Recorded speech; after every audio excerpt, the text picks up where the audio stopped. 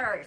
If I have this problem right here, and I want to add it to this problem right here. There's two ways that I can do it. One way is that I can decompose. What does decompose mean to do? Break apart. Break apart. Just like a worm can break apart and decompose things in nature, we can break apart numbers. So I know the value of this 3 is 300 because it is in the hundreds place. I know the value of this 5 is 5 tens, and I know 5 tens are equal to 50. I know this is just 7 ones. I know that this is like saying 200, and this is in the tens place, so it is worth 6 tens, and this is in the ones place, so it is just worth 4. When I add these together, I know 7 plus 4. Put 7 in your head and count up 4 times 7. 8, 9, 10, 11.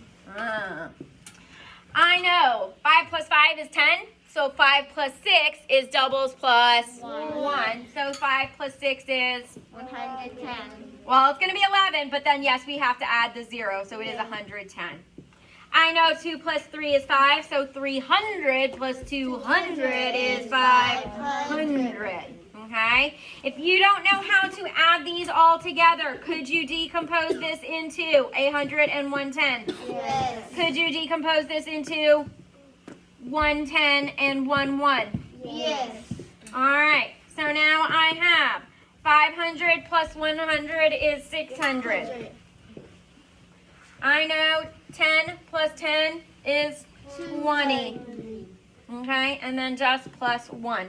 So I would have a 6 in the hundreds place, a 2 in the tens place, and a 1 in the ones place. So my sum is 621. Yes, Aaliyah. Did you want us to do the proper noun? We didn't get to it, so you don't have to do that right now. Okay. All right, so if we do it the 3rd grade way, it's very important that you line up the numbers where they go. So I have to put the hundreds with the hundreds, the tens with the tens, and the ones with the ones. I know 7, 8, 9, 10, 11. Can I put 2 digits there? So I'm going to regroup, and I have to go right next door. Okay? I know 5 plus 1 is 6. 6 plus 6 is a doubles fact. 6 plus 6 is 12. Can I put 2 digits there? So I'm going to regroup right next door into the hundreds place. I know 1 plus 3 is 4, and then I have 5, 6. That is 2 ways to solve this problem. Now we are going to take a look and do a subtraction problem. We can also decompose when we subtract. I can do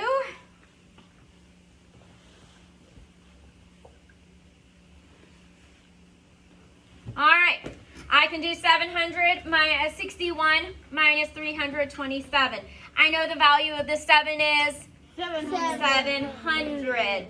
I know the value of this 6 is 6 tens. 6 tens is equal to 60. I know the value of that 1 is just 1. Then I know the value of this. It is in the hundreds place, so it is a value of 300. I know that this is in the tens place, so it is 2 tens. 2 tens are equal to 20. And I know this is just in the ones place, so it is just worth 1. When we subtract, or when we add or subtract this way, we always are going to start in the ones place. Mariella, pay attention. If I have $1, can I go to the store and buy something that costs $7? No. If there's more on the floor, you have to go next door. So I'm going to come next door. I'm going to borrow 1. If I have 10, 20, 30, 40, 50, 60, and I borrow 1, now I have 10, 20, 30, 40, 50. This becomes 50. 11 minus 7. Well, I can do, put 7 in your head and count up to 11. 7, 8, 9, 10, 11. The difference is 4. All right, I know 5 minus 2 is 3, so 50 minus 20 is 30.